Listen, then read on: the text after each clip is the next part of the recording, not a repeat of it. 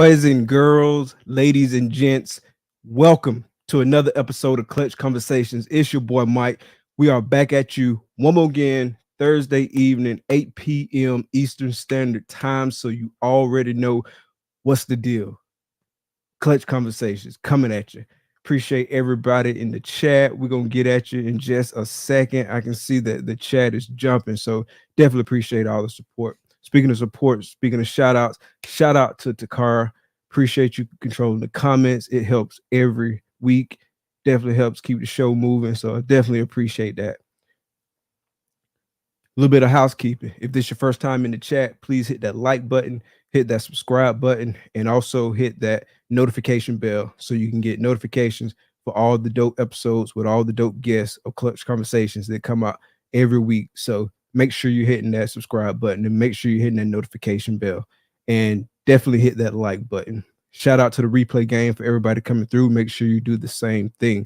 Also, audio recordings of Clutch Conversations are now available on all major podcasting platforms. So that's Apple Podcasts, Google Podcasts, Spotify, all major podcasting platforms. Please go check that out. While you're there, please follow, rate, and review. Definitely helps us out, and we really appreciate the support. Make sure you're supporting USARK and USARK Florida too. The link for both organizations is in the description of this video. We're going to get into some USARK talk later on in the show, but definitely make sure you're out there supporting USARK and USARK Florida. Get your membership, financial donations, all that. We need it all. And definitely spread the word. Tell a friend, tell a friend, tell a friend, tell a friend, tell a friend. Definitely. Tonight we got Chris and Levi from Sexin and Flexin podcast. We're going to get into what they do and kind of how they're kicking it and what they're thinking about. But before we bring them on, I want to say what's up to a few people in the chat. Constricted Connection, thanks for coming out. Zach, bruh, thanks for coming out, bro. Eric, what's good, fam? What's good? Thanks for coming out. Bosa, what's good? Let's go. Thanks for coming out. Dom, what's up? Thanks for coming out. Thanks for coming out. Will's hella heat with the hot font. Thanks for coming out, bro. Wiz in the building. Thanks for coming out. Keys, what's good, bro? Thank you for coming out. Thank you for coming out. Who else we got? Dementor Dragons, thanks for coming out. I think this is your first time sliding through, so please hit that like button, hit that subscribe button, and definitely hit that notification bell. Really appreciate you coming out. Genetics Nerd, what's good, fam? What's good? Thank you for coming out. The big homie Kent, what's good, bro? Thanks for coming out. Reptile Lifeline, thanks for coming out. Appreciate you coming out. Who else we got? Will. Man, I really appreciate y'all showing out in the comments. It's hard to keep up. Definitely appreciate the support. PCF, what's good? What's good? Thank you for coming out. Sexin and Flexin, we got the guests showing love. Thank y'all for coming out. Tammy, what's good? What's good? Thanks for coming out. Inkle Line, what's good, fam? Thank you for coming out. Blakers, what's good? Thanks for coming out. Iron Dog, what's good? Thanks for coming out. The big homie Brian, what's good, bro? Ocala representative 352 in the building. What's good? Thanks for coming out. Uniquely Mutated Morphs, thanks for coming out. Big homie Justin, what's good, bro? Thanks for coming out. Jay Hill, thanks for coming out. Hey, if you're not subscribed, be sure to hit that subscribe button, hit that notification bell. Really appreciate it. 403 Fauna in the building. Thanks for coming out. I think I got everybody, but we're going to double check. Chantrell, what's good? Thank you for coming out. All right, I'm going to stop it right there. I hope I didn't miss anybody. If I missed you, I didn't intend on missing you. I apologize for missing you. One more. Ray, what's good? Thanks for coming out. We're going to bring out the guests. We got Chris and Levi from Sexin and Flexin podcast, also from Flexin and Finessing Reptiles and FTL Reptiles. We're going to bring them boys out. What's good, fellas? What's good? What's good? What's good? How y'all feeling? What up, bro? Good. Yes, sir. I've been waiting on this one, bro. Part 2. Hell yeah, bro. I've been excited about this shit for a minute, dog. Yeah, last time, bro, it was the whole vibe, man. It was a good one, bro. It Definitely been was. excited for it. Definitely been excited for it. Chris, you coming straight off of live, huh? Hell yeah. I just did one on Instagram. That Cold Blooded Corner. Y'all need to go check that out on Instagram. I'm serious. Go check her out. She's coming You up. said Cold Blooded Corner? Yeah. Yeah, y'all definitely go check that out. Cold Blooded Corner. Chris was just on the live, so he a busy man. He hopped off one live and he on to the next, man. That's a working man. So I definitely appreciate you taking some time out your day to spend it here on Clutch Conversations with me and the fam. Hell yeah. Glad to be here, man. Hell yeah. So real quick, fellas, introduce yourself. I know most of the folks in the chat right now know y'all, but you never know who might slide through later. So introduce yourself and tell us about what you do. You go first, Levi. Levi over at FTL Reptiles, co-host of Sexin and Flexin Lives. You can find me on Instagram, Linktree in bio. That's about all I got. Go ahead, Chris. I'm Flexin and Finessing Reptiles. My logo's up there. I'm Chris. I'm everywhere. Instagram, TikTok, Vero, Twitter. Oh, I got a Vero too. I don't know if it's a link, but yeah. And then YouTube. I was like, and YouTube too, like Sexin and Flexin. We're on YouTube. Yes, sir. Yes, sir. Yes, sir. I got a Vero too. I don't do too much on it. I created an account, created a little description. I added a few people added me, and that's about it, bro. I logged in maybe in November. Was the last time I logged in? Y'all log into it a lot? Nah, not really. I haven't logged into it for a minute. If I remember it's there, I will, and sometimes I'll post, but then I totally forget it exists. Same here. Same here. Hey, you know what, Will? I got a hand thing, man. It's weird. I got to be doing something. Hey, man, when you gesticulate, man, for me, it helps pull the words out. Like, say I did that, like I pull that sentence out. Yeah, like I'm used to talking with my hands. Like when I'm at work, I'm like this, whatever. Like trying to make like an imaginary image of something. And I try not to do that on the lives because I feel like the hand movement's too much. Do your thing, so I gotta do something. Do your thing, bro. I do it all the time, man. Like I gotta have it doing this, like I'm rapping or some shit. But hey, I just do it, man. It works for me. Do your thing, bro. That's that makes Levi, right? So how y'all got into reptiles? Whoever want to go first, kick it off. How did y'all get into reptiles? Go ahead, Chris. You fresh off the live. What up, Chris? What's up, man? Like I got into reptiles at 12 years old. I started when I went to exotic pet shop here in San Antonio. They had carpet pythons and a rat snake. So it was my first snake was a rat snake. But it started because I was holding a hedgehog, and I saw the carpet python. And I was like, "Can I hold the carpet python?" And I was like, "Does the snake bite?" And he was like, "Nah, it doesn't bite." So first I get the snake, and first thing it does, it bites, bro. Latches onto my hand. So I get it, and I just rip it off. It was bad, bro. It was bad. But then I ended up getting the rat snake. So, hey, that's dope though. It didn't freak you out, and you ain't just completely turn away from reptiles. Like you still push through. So that's dope. That says a lot about you, even at a young age. Yeah, I was like, I wanted a snake, and then my second snake was a hognose. Okay. Western. Yep, just a normal. It was a normal Western. Okay. And how about you, Levi? Oh man. I grew up in Colorado, so there wasn't like a wide variety of animals, but we always had garter snakes. Always. Like you couldn't go into somebody's yard without running into one. So me and a bunch of the neighborhood kids would catch them and play with them, right? And that's really where it started. That's like the initial love for them. And as a special thing for you, Mike, this will probably be the only time I talk about this story. And it's the first ever time I've talked about it. So exclusive. Let's go. I had gotten into it heavy, right? We were catching them, keeping them. Like people talk about keeping snakes in shoeboxes. Like that always resonated with me because I did that. I kept a garter snake in a shoebox, a literal shoebox. And I kept it alive and well for a while. And then I want to say my parents made me let it go or something happened, right? I was a real young kid at the time.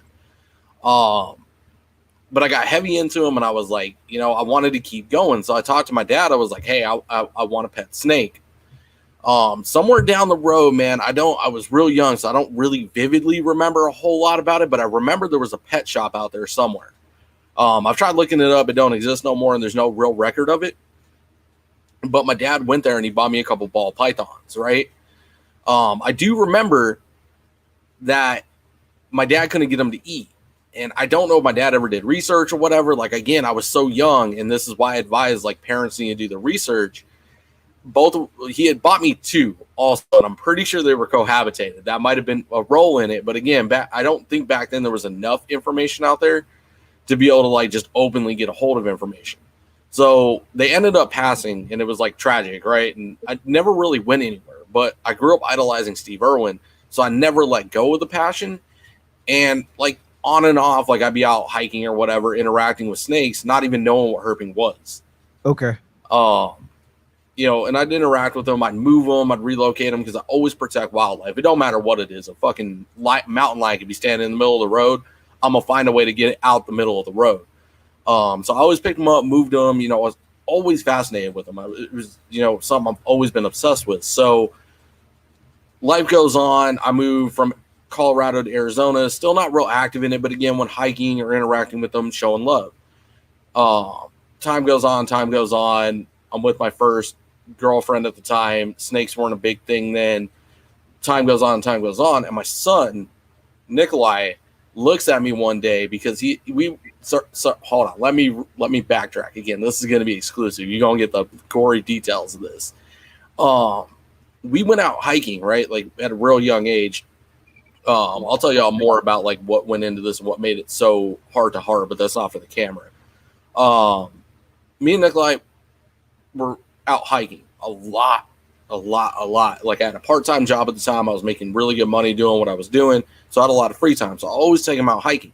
While we were out hiking, herping became a thing. Again, this is before I was like really heavy back into it, doing a lot more research, but we were out herping. And one thing led to another, and he looks up at me one day. He's like, "Hey, I want a snake."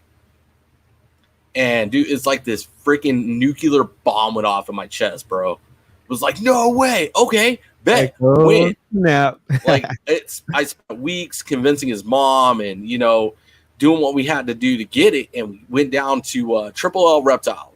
I don't give a shit what anybody has to say about Triple L. They will always hold a place in my heart for this. I walked in and I talked to one of the managers, and you know, he's walking around and he passed me off to this kid, Lucas. We're going to go down a rabbit hole if you guys don't mind. Let's do it. A lot of stories. So we go to Triple L and the manager passes me off to Lucas. Now, Lucas is going to play a huge role in where I am today and the tragic story behind all of this. Lucas shows me the ball pythons. He's like, "Oh, this one's got a little bit of attitude. This one's not. I know this one," right? So right off the rip, Lucas is very educated. He knows all the animals in the store. Keep that as a key pillar to this story. This is foreshadowing. Okay. He picks out one that he had worked with enough and was like, "Hey, we got this one in. I've worked with this one. I've showed it off a handful of times. Why don't you and your son hold it?" And, you know, we got to know the ball python. He was like, "All right, cool. This is the one," right? We buy the animal, bring it home, do our thing. I knew enough from, you know, just the little bits of information I had to be able to hold it all the time. It's eating great, it's thriving. Just absolute mint situation, right? So throughout the time that we own the snake, I'm going to get feeders from Triple L. Every day we're interacting with Lucas. Lucas is like 15 steps ahead of us on a whole nother level. Just inspires me and my son, right? We got to get to that Lucas level. He's talking about breeding and all this, introduces us to none other than Brian Barczyk. Oh, nice. And thus the drug is inserted, right? Now It's like, okay, oh my God, I've been doing this my whole life. I've been herping. I've been, you know, it puts all the pieces to the puzzle that have been sitting there all together. We buy another ball python from an expo. I bought another, a pastel.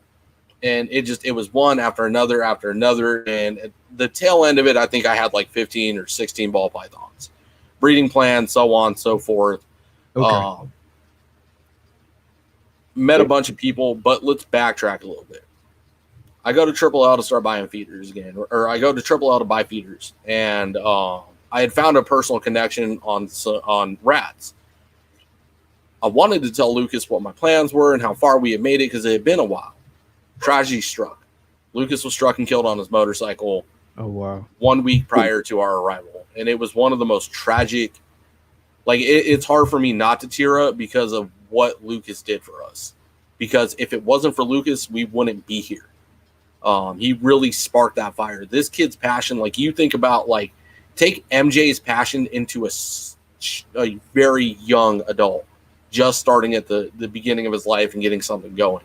That is the best way to describe Lucas, and it was one of the most tragic things I think I've been through in a long time as far as like acquaintance and friends go and somebody in the industry. But talk about how that made you feel, bro, at the time. It was devastating, man. Like I knew from there forward, like I couldn't give this up. You know what I mean? Like that was a pillar that stuck with me, was like knowing like this kid got us into this and made this bond and with me and my son, and he's still out here, interacts with them, and we still have that ball python. That ball python will never go anywhere, no matter what I say about him. That ball python is a fucking pillar for what I have today. True respect. But it was it was tragic, man. It hurt. It hurt a lot knowing that Lucas lost his life because I was excited to see what Lucas did, man. He would have took over, bro. This kid's fire, man. I'm telling you, like it. So was Lucas breeding as well, or was Lucas just kind of like a keeper? He was breeding. He was breeding. He was the one that got me interested in clown. Okay. He was the one that got me interested in KRG. Okay. Which was my hand-picked project prior to it exploding. I had my hand in the KRG game before anybody knew what KRG was. I had reached out to Louis over at Jugular Balls, one of the pioneers of that genetic. And he really inspired me because he knew just enough to get me interested in the gene. Gotcha. But yeah, that's how I started, and now I'm here. So at the beginning of that story, you mentioned like how you kind of always had a thing for animals, right? So so what do you think like drove that? Like, was it just something that was kind of innately in you? Have you just always been that way? Is there something particular that appeals to you about animals? I would say it's a part of me. I've always grown up loving animals. Away from the reptiles, I went to a charter school here in Phoenix that was farm-based. We had a lot of farm animals. We were responsible for taking care of them. I mean, I grew up with dogs too, and my dad's got pictures of me with our dog all curled up on the couch at a very, very young age. Yeah, it's always been a part. It's like a part of my soul to love animals. There's not an animal I don't love. Okay, so you grew up in a real pet-friendly household, huh? Oh, for sure. Yeah, pets are always been a thing and always will be. Yeah, I was actually kind of the opposite, bro. Like, I liked animals, and I was very interested and intrigued by them, but I did not grow up in a pet-friendly household, and so I just kind of had to admire stuff from afar. Like I remember back in the day, man, and this gonna really date me. There used to be like this thing, because I don't know if you remember, but back in the day, like they used to have like all these like 1-800 numbers to like order all this different shit, right? And so like one of the 1-800 numbers that they had was like this wildlife treasury cards, right? And so you got like this green fucking pail, and you got these wildlife treasury cards that had like at the time like a high quality image of whatever animal the card was about. And then it had like all the scientific stuff about it, like the scientific name. It talked about like where the animal was located, what the animal does, and just all stuff. And so, bro, that was so dope, bro. And like they used to sell them like in packets, right? So you got like the initial stuff, and I never got past the initial. If I'm remembering the story correctly, I never got past like the initial packet. So I had like probably like it was probably like 30 animals or something like that. You know what I'm saying? I would just keep them in this green box, and bro, I would just like look at them, and like it was dope. You know what I'm saying? And like anywhere I could see animals, like we had an Encyclopedia Britannica set, bro. And so I would go through there and look at the animals and stuff. But everything that I did was always like looking at the animals from afar. So Chris, with you, what do you think kind of drove your love for animals? Well, I had rabbits. I mean, when I was younger, so we had rabbits, but then the dogs got them. You know, oh, shit. Yeah, the dog. We had dogs too, so and then we kept our little rabbit hut, little house, caged up, locked up. And go out and feed them, but somehow the dog broke in, and they're dead. You know, so I mean, I've always loved animals, man. I have a cat, I have a dog, and all these reptiles. And what do y'all think drives y'all to reptiles specifically?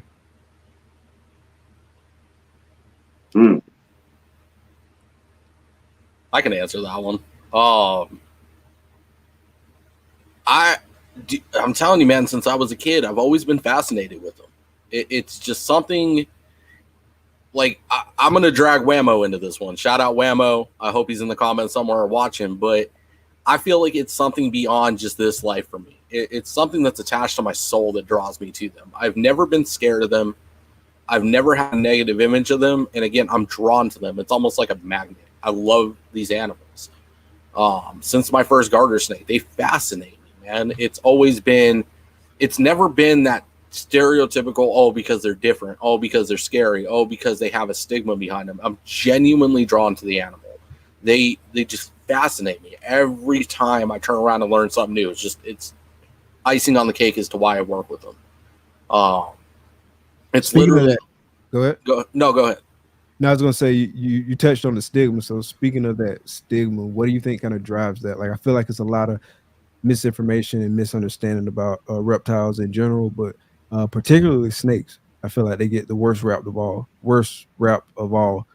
What do you think drives that, and why is that?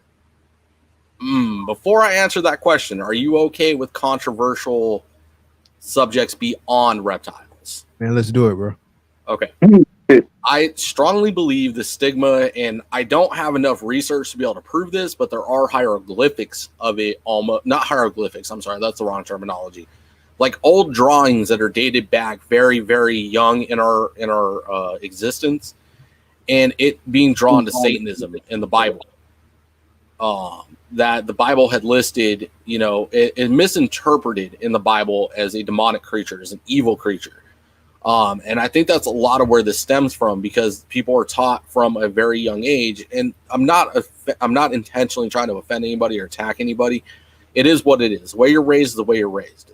Right. There ain't no time machine. It is what it is. But right.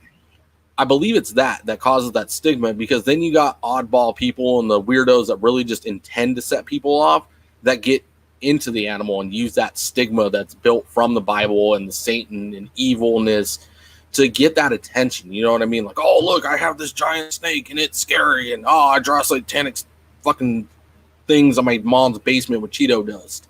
You know, with Cheeto dust. That was random as hell, bro. Yeah. So the reason I tie that in, I'm not a fan of those people. I don't like those people. One, because it makes our image look bad. It's like, dude, if you want attention, there's better ways to get it. Yeah, so time out. So there's people out there drawing shit with Cheeto dust. Probably, bro. Probably. No, if it's not actual animal blood, it's fucking Cheeto dust. Because that's news to me, but that's wild, bro. That's fucking wild, bro. All right, proceed, bro. The Cheeto dust, it was the Cheeto dust for me, bro. I had to call it. Bro, it's not only that, though. It's like, when you show somebody a snake, like, no lie, like my manager, for instance, I showed her a picture of my snake, the babies, and she's like, ew, they're slimy, they're gross. Like, where do you get that they're slimy and gross from? I don't get it. Fucking facts. I don't see where y'all can say they're slimy. I mean, they're not. Like, what makes y'all say slimy? Yeah, that's wild, bro. Like, I'm still a little bit stuck on the Cheeto dust. If y'all see a real pop up with Cheeto dust, mind your business. But then I told her, I was like, you know what? At least try. Like, give it a try. She's like, but you know what? My son doesn't want a snake. I was like, well, let me talk to him. Let me talk to you too. First of all, like, they're not slimy at all. Not at all, bro. Not at all. That's actually really a general misconception. Go ahead. No, yeah, it's a misconception. It's a misinterpretation of the animal, because I believe, man, I can't remember what I was listening to. It was an actual documentary about the different misinterpretations of animals, and snakes were in there, and it's because of worms, is what I want to say. Because worms are cold and they're slimy, people associate that with snakes. That snakes are just a bigger version of a worm, and they couldn't be farther from the truth. Yeah, 100%. 100%. I don't think there's a slimy snake out there, too, is what they followed it up with. That you can't, even the water snakes don't come out slimy. When they dry off from the water, of course, the water makes them slick, but not slimy. they're still as smooth as like a reticulated or a ball python. True. Yeah, that's Scare wild. people. That's wild. So, add a little bit of context, right? So, y'all both started at a young age. How long have y'all been keeping? Like for me, a young age. I'm 43, and so like if I would have started when I was 12, that'd been 30 years. But what about y'all? I started at 12, and as I was growing up, I was like, man, girls, hormones taking over, football, Oh yeah. sports, so I started getting busy with that stuff, and I had stepped away for like a good while. I didn't get back into it till I had my little boys, and my little boys were asking for lizards. It was Brody and Gannon that actually brought me back, so I've been in it since 2018. Yeah, 2018. 2018. Okay. Okay. And you, Levi? Bro, no fucking way. I've been in it since 18. Since 18? Yeah. I'm going. Okay. This will be our 4th year. Yeah. Okay. That's what's up. That's what's up. Chris, I got a challenge for you. Figure out what month. I want to know what month you guys got into this. That's wild. It'd be wild if it's the same month. So, kind of on that same topic, I actually had this question for y'all. So, how did y'all meet? Like, how did y'all connect? I just shit. Yeah, it was. You want me to answer this, Levi? You want to answer? Go ahead. Okay, so we were playing. Well, it was me, Darren. We were playing a game of Fortnite one night, and Darren was like, "Hey, I'm gonna bring on somebody else." I was like, "Who you gonna bring on?" He's like, "Levi from FTL Reptile." I was like, "All right, cool, whatever. I don't care. Let's play. I just want to play." And then back then we used to play every night, like every night. Hold on. It wasn't Darren. It Who was was it? Jay. What year was this?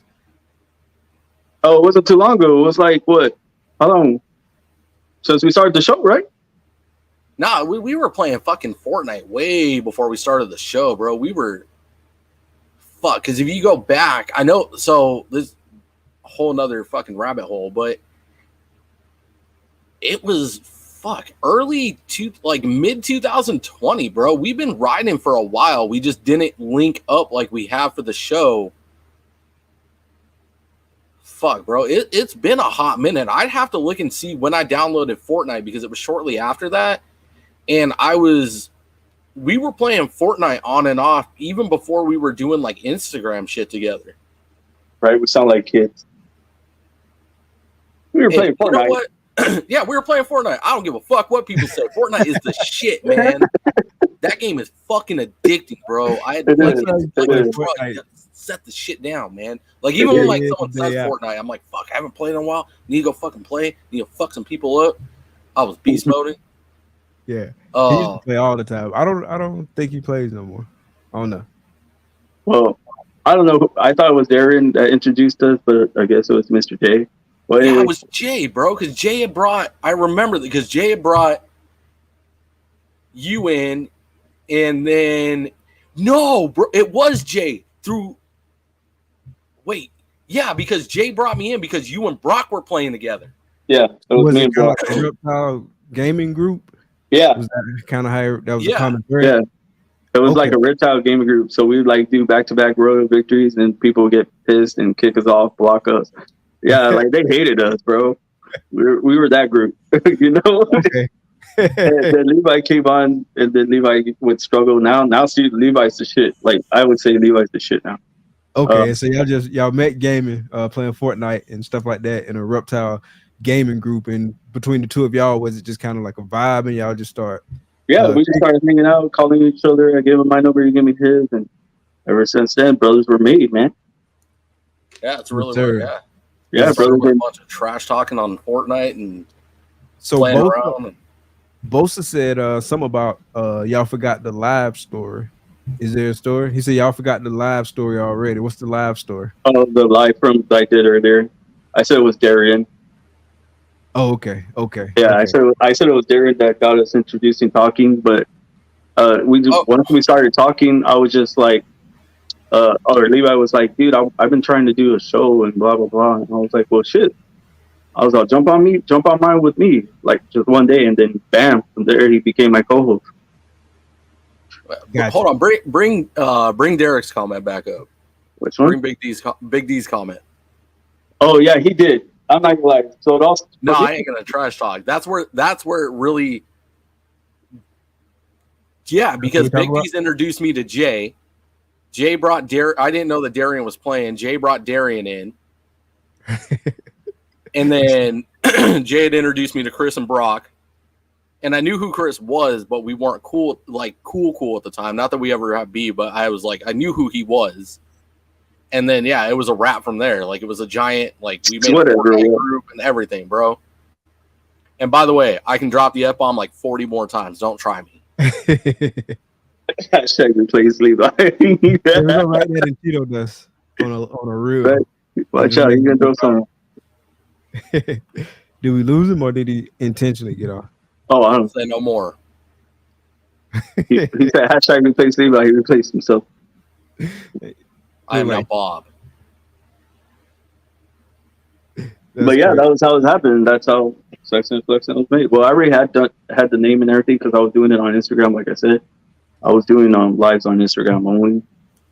A lot of people just kept telling me, pushing me like to move over. So like I said, the name from Sexin and Flexin came about. Was I was on Iron Dogs Live one night, and they would call me like Sexin and Flexin, what's up? Or like I told them on the other live, they used to call me Funk Master Flex. Okay. Yeah, okay. They used to call me a lot of names.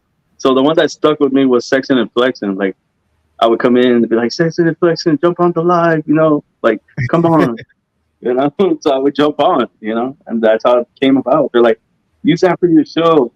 And sure as shit, now look at where we're at. Yeah. Okay. All right. So since we're on the topic, we can hop into the podcast. I was going to jump into that later, but we can talk about it right now, and then we'll just circle back to the reptiles because I do got some more follow-up questions about the reptiles. But speaking of the podcast, so like, how did y'all come up with the idea to actually do a podcast and do a podcast together? Like, who came up? Tell us that story. Oh man, this is like so we got to go. You ready for a rabbit hole, Mike? Let's do it. Because so Chris, you got to go back on your story on how you came up with the idea of the podcast, how I came up with my own idea of a podcast, all the steps and everything in between that led to us playing Fortnite together and birthing Sexin and Flexin. Yeah, like I said, it all started with YouTube. Like I was doing YouTube, like Keys, Big D's, Hutch, all of them, all their podcasts. I jump on them every once in a while. And they didn't really know who I was. When I came in, I would show my snakes off. They're like, damn, you got some finessing snakes over there. They would say like jokingly around and stuff like that. Okay, hold on, time out. I was in the background not commenting, but I watched those. So pillar piece. Go ahead, keep going. And then I would like jump on, and then I was like, I'm gonna start showing. That's when I started Sexin and Flexin. It was on Instagram, like I said. I did, I think 10 shows on Instagram before I crossed over to YouTube. I was in the background watching those, just didn't comment. Yeah, okay. and like pillar. And then once I started moving into YouTube, I did my first. I didn't do one yet. Not by myself. I actually brought Levi on before I actually started my first. Right? On the YouTube? Yeah. Maybe? Yes, I guess. Dude, it's so hard to remember back to where we started on YouTube.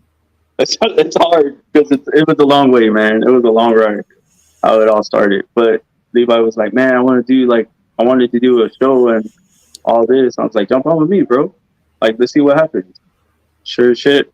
Like I said, we started as a frat, whatever they called it, a frat live. Is that a trap live? No, like a frat live, like more like a there's a handful of podcasters that do it now, like us. I don't know if you guys watch it, but if you don't, it's really interesting, but it has that college factor to it. Like Stiff Socks, it's a really interesting podcast. It gives like a light to the porn industry that you don't get to see, and there's a lot of comedy and a lot of things, but like the dark side of what goes into that shit, man, it's very eye-opening. OnlyFans and what actually happens with people on Only. It's crazy what they bring up, but it's more like at the end of the day, like that's just a part of it, but it's more of like a college style frat party. Like, let's fuck around, let's talk about wieners and vaginas and fun shit and make fun of each other. Like, that's kind of like really what the image that we had started with without intentionally starting it. We just freeballed the shit. We're like, fuck, let's just do it. Head first. Yeah. So my side that led up to Sexin and Flexin, we're gonna go all the way back. When I got started with this, and again back to that pillar of Triple L and Lucas, I met Connor over at Mad Mac Pythons. So shout out, because again, like, I'm going to give you exclusive shit I don't talk about. And there's no beef between me and Connor. It's just he does his own thing and doesn't like the limelight. So I'm going to shout out Connor at Mad Mac Pythons. This will be the one and only time that I do that, because he likes to keep his privacy. I met him and we got to talking, and I went down there and I bought some rats from him. Hence the feeders connection. And he introduced me to none other than MJ at the Trap Talk. He's like, bro, you want to know some shit? Go check out MJ. I started watching MJ. So this is 2 years prior to all of this.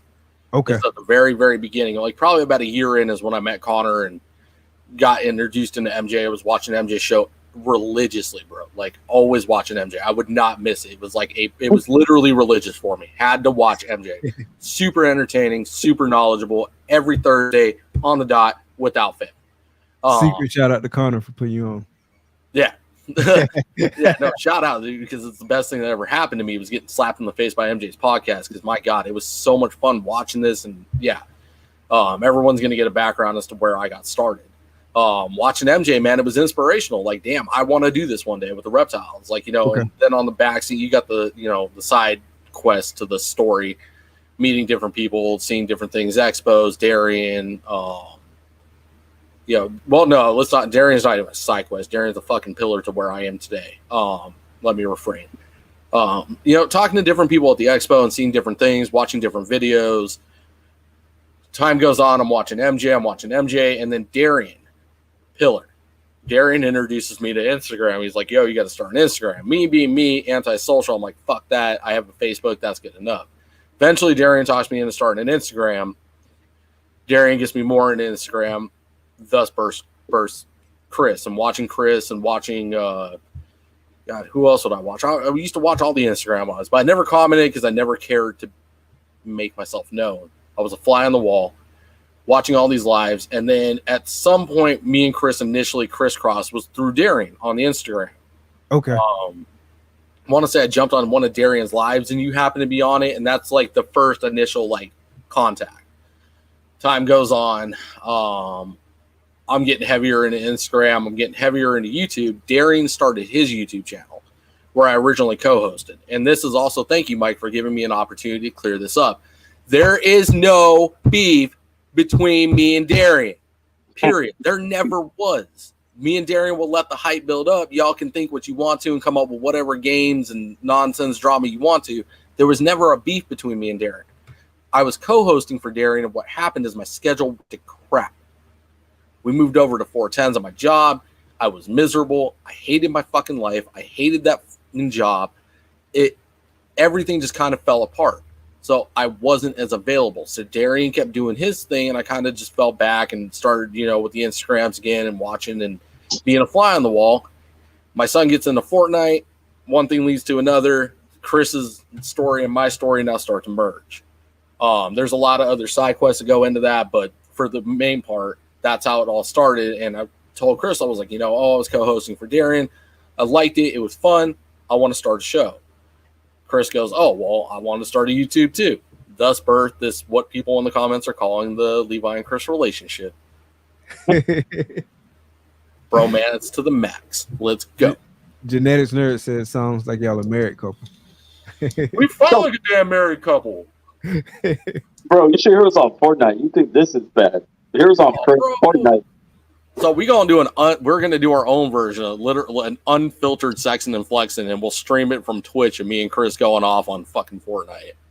Yeah, that sounds cool. We should do that shit, dude. We should. Y'all would like that. Be burning flags all over that one. Inappropriate language. Frat lives can't judge us for what is said. So, what are some of y'all goals with the podcast? Well, we actually started doing productions. So, like I was saying on the other live, we actually started doing like Sexin and Flexin productions. Like, because we actually had the women's channel, which is an all women's flyer, you know, and it just said women's channel. Well, now it's Double X Reptiles Women's Live. That's what they named it. So now it's Sexin and Flexin Production presents Double X Women's Live. You know, we're starting to do that, like branch out. Okay, so a whole network. Yeah, that's exactly what we're trying to do with the women's live, cross them. And believe it or not, a lot of people actually do like the women's live. And I love doing the women's live. Women are awesome, detailed, you know? Yeah. And then we got a big surprise in December. I'm just going to say it's going to be an all venomous women's live. Oh, nice. Yeah, that'll be dope. You said the end of this month? No, next year. Okay. Yeah, that'll be dope. Yeah, that'll be dope. That ain't been done before, so that'll be super dope, bro. Hell yeah. They're all like herpologists. They like sit in on herpologist shows and all of this. So they're really smart. And she's definitely a big one for me. She's my favorite. So talk about some stuff y'all learned along the way, like challenges and stuff like that, and kind of talk about how that all unfolded and what it's taught you and how that's going to change how you approach it going forward. Oh, man. Well, How deep in this one do you want to go, Chris? Well, we could go deep, bro. I don't care. You know, I'm deep anyway. Put it out there. So, man, at first it was the frat lifestyle, right? Like the shit talking, the roast lives that we were doing. It was fun. It was entertaining. But, I mean, deep down inside, both me and Chris knew, like, this is not the path we wanted to be on. I'm not going to name drop out of respect for the person, but somebody kind of came along and smacked us both on the back of the head, like the mentor that he is. It's like, hey, you guys being fucking jackasses, knock it off. It's not what you want to do. It's not the path you want to be on, but this is the path that you're going to own. So that we snipped that in the butt and decided to go with US ARC and pushing and being professional the way that me and Chris intended this to be. Me and Chris never intended for the frat or mess arounds or have fun lives. Me and Chris have always taken this very seriously and to heart. So that's what we want to present on the podcast, hence where we are now. So that was like one of the biggest struggles. I mean, growing pains, man, having a host and a co-host is a lot different than running a solo live. I mean, you can watch some of it like with Unfiltered, like MJ and damn it, Chris over there. I mean, they've had their ups and downs, and a lot of it's just due to personal life schedules and all that. It's a lot to balance, man. And I mean, a lot of it's come in, like me and Chris, we fight like a fucking married couple. Like, I'm not even playing. Like, I might as well keep this ring for my wife and then put one over here for Chris. And Don't do that. I'm going to get a tattoo that says bromance right above it. Oh my God. Don't do that. Growing pains and, you know, working together and just typical, you know, like, I don't even know how to, like, it's a relationship. It's a literal relationship once you're host and co-host. Like, we're constantly talking to each other, bouncing things back and forth. You know, emotions get stirred in. I'm not going to, like, air out our dirty laundry, but, like, you know, we have disagreements. Me and Chris aren't perfect. Nobody is. But, you know, at the end of the day, we figured out how to go through it. We get through it to the other side. Yes. You know, the dealing with backlash and, you know, haters and stuff like that. That's been a tough one for us. All right, so I'm gonna jump in. I'm gonna be that guy, right? Go ahead. So you said y'all have disagreements. So like, what's something big y'all disagreed on, and how was it resolved? So I had done something that was done to me. Again, let's talk about pillars. Let's bring up Ronnie, RKA Reptiles. Shout out RKA Reptiles. There's another big pillar to us getting together, bro. Was Ronnie. Ronnie was always in the mix of everything. Glad that dawned on me. But Ronnie did this to me, and I did it to Chris in the group chat that we were in. Ronnie went straight Karen on my ass, and I fell for it. I'm pretty sure that I want to say that's up. I want to say Darian posted that. And if he didn't, it is what it is, or if it got deleted. But he goes full Karen on me, right? I'm like, damn, like I barely knew Ronnie, so he baited me in. It sucked, dude. Hook, line, and sinker. He's going off about we shouldn't keep venomous, we shouldn't own venomous. we should give whoever control and just let them ban them. And I did that to Chris, but I didn't do it as eloquently, I guess, and it was taken wrong. We had a huge blowout argument and fight, and it got sideways. And we settled it. We talked it out. We let bygones be bygones, and decided that wasn't the best approach. And again, growing pains, getting to that level of emotion and investment into certain animals and certain things that get drawn in, and tempers flare, things get said that shouldn't be said, but we figured out a way to fight through it. Okay. It's about the connection that me and Chris share. Again, like, he fuels my fire. Like, the passion and the energy that you see, Chris helps fuel that. That's what brought me onto a damn camera in the first place, and not being the fly on the wall. So were you intimidated by the camera at first? Not intimidated. So how do I say this? Huh? Did you say time out? I thought I was. Oh, you was? I was. You don't seem like I was like this. I didn't know what to do with my hand. Not that I would have guessed it about you, Levi, but he said earlier that he was kind of like chilling in the background, being more of a wallflower, like a social media wallflower, and not like commenting and stuff. So he didn't want to bring attention to himself. But and so that's why I kind of like wondered that about Levi, but I wouldn't have even guessed that about you, bro. Yeah. I think my first live was Keys. It was thirsty. I think it was a thirsty Thursday, and all I did was sat there and just listen to everybody talk. Man, it was just. I just sat there quiet. They're like, you can jump in whatever you want. I was like I was just terrified, bro.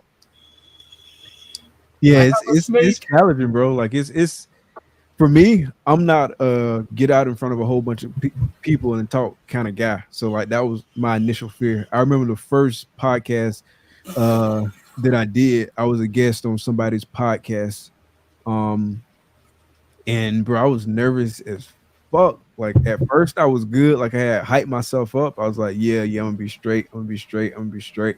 But then, bro, like once the countdown started rolling, the intro started coming on, and it said you live in the show. I was like, oh shit. And so I was like nervous as fuck, bro.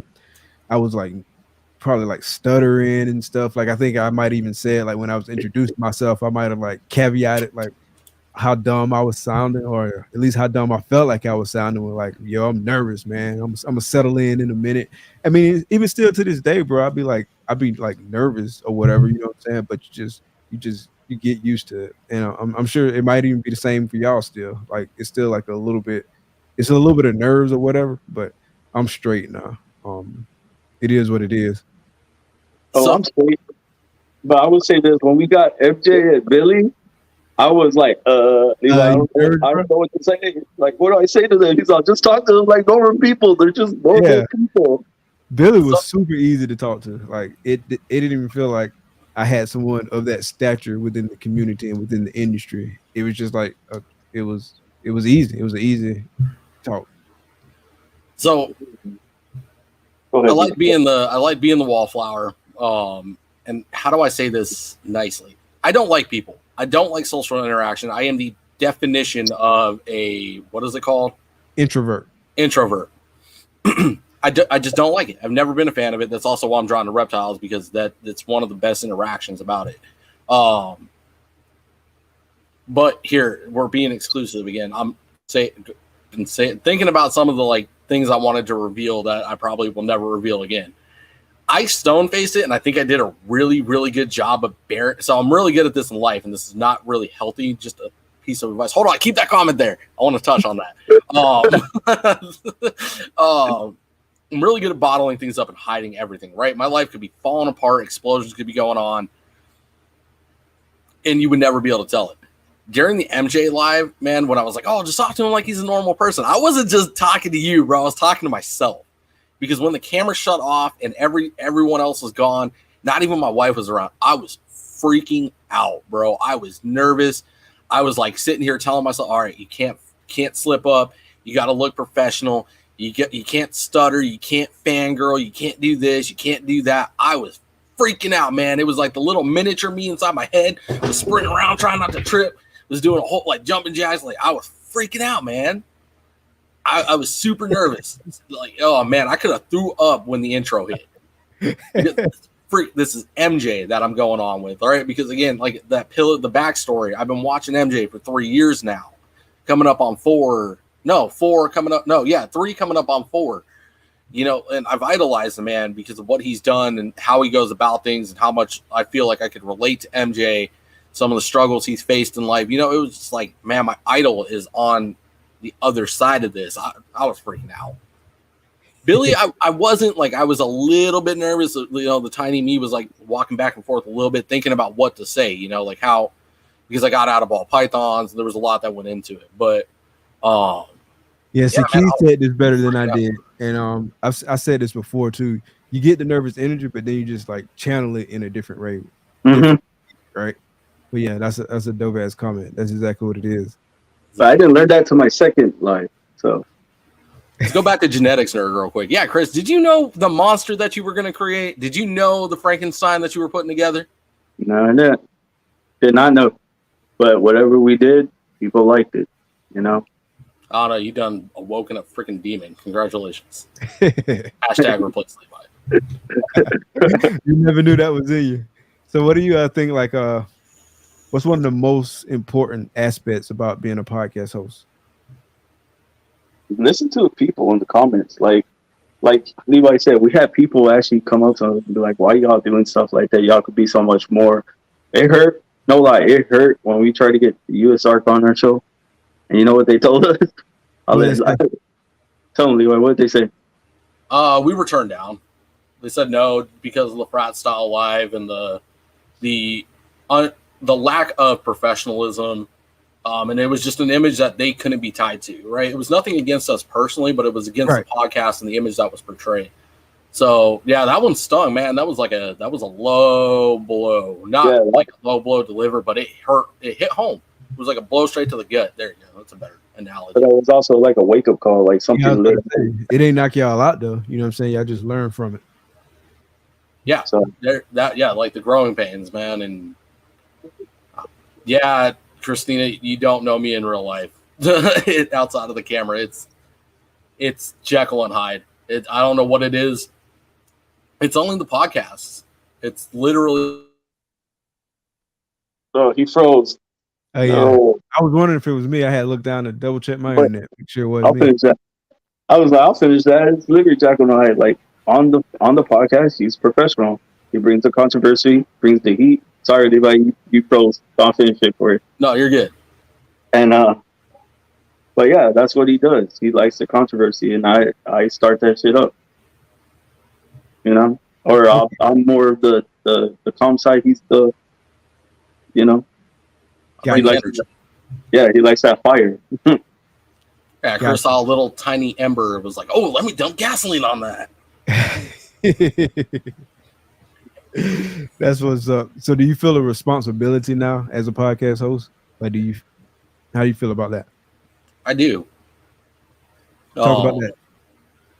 I feel like, you know, we're as podcasters, without putting like a chip on our shoulder, you know, we have a responsibility to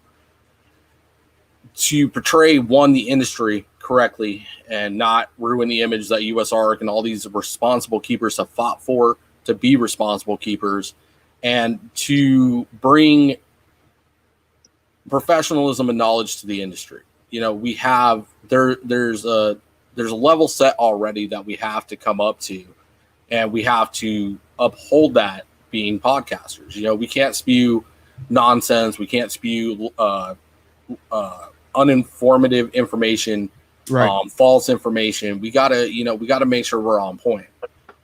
Being there's with great power comes great responsibility. People are going to look to us, and people, you know. Shout out to Uncle Ben. Yeah, for real, right? Hell yeah. You know, much like I was a fly on the wall. You know, there are people out there. There are people in viewing right now that aren't commenting because they're antisocial. And shout out to y'all. I feel you. But they're not commenting. They're not, you know, interacting. So you don't know how they're perceiving things and taking things. So we have to make sure that we're on point. So, you know, misinformation. Y'all can hit that like button. Y'all don't have to hit a comment, but y'all can hit that like button and hit that subscribe button. Bro, we have 39 likes. At one point, there was 40 people in here, bro. We have 35 people still watching. Okay. And Matt, I would shout them out. Like, thank you for watching. Thank you for supporting me, Levi, and Big Mike's channel. Go subscribe. If you haven't hit that subscribe button, y'all better subscribe. follow him, like it, smash that bell, do your thing. Yes, sir. I appreciate all the love, appreciate all the likes, appreciate all the support. But yeah, you hit the nail on the head, Levi. Like it is a responsibility that come with like cranking up these podcasts. Like I knew going into it that I wanted to like accomplish certain things. I wanted to be professional. I wanted to be a positive reflection on our brand in the industry. And I knew that there was like you said, with great power comes great responsibility. But at the time going into it, I didn't know like if anybody would listen, you know what I mean? So it didn't really start resonating the way that it resonates now until later. Once you start getting people who like hop in the DMs and thank you for dropping the episodes and talk about how they use the podcast to educate themselves and just they appreciate it. It gives them something to do. It helps get them through their day, just whatever, you know what I'm saying? Just like however they're feeling, like all that, bro. Like that's my favorite part about it. It's like people reaching out, you know what I'm saying, and making those real like human connections and just knowing that we out here doing something that's helping somebody else. And not only is it helping other people, it's also I feel if you're doing it in a positive way, it's also helping the industry, right? But at the same time, like you say, with great power comes great responsibility. So you can be a negative influence. And so, you know what I'm saying? Like you always got to be cognizant of that too. And so I try to strive not to be a negative influence. Like I don't always have all the answers. Nobody has all the answers. And I'm still like learning myself, you know what I'm saying? With the podcast, and I'm still learning with keeping and stuff like that. But I also keep it real, you know what I'm saying? I'm not trying to portray myself as just like this subject matter expert or anything like that. Like I keep it real and I want people to grow with me, you know what I'm saying? But it's definitely a responsibility with it, I feel.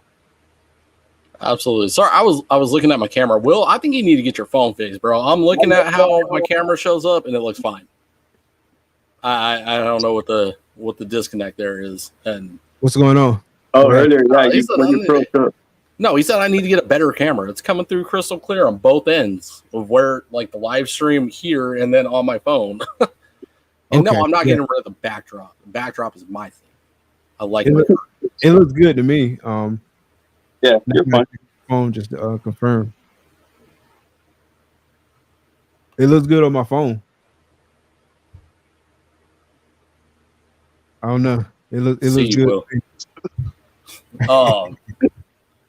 But no, I concur 100%. It is great when you have people reach out to you and they're like, that was a good pod, and keep doing what you're doing and bring the knowledge, or this topic really needed to be talked about, or this really needed to be brought up. And then portraying the image correctly here. Will, let's touch on the backdrop, right? Because behind me I've got my racks, I've got my tubs, I've got all my setup stuff, man. That's no offense to you, Mike, but that's an image I'm trying to change. I don't have the ginormous fancy enclosures that Earl has. Eventually I'll be on that level one day. When I got that, that's what I want to portray.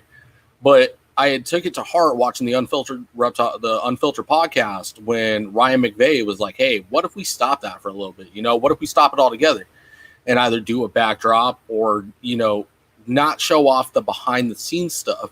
And maybe it will, and again, this is all in theory, maybe it will help some new people in the viewing section be like, oh, why do they keep those snakes in tubs, and all the controversy that comes behind the size of enclosures and things that we use.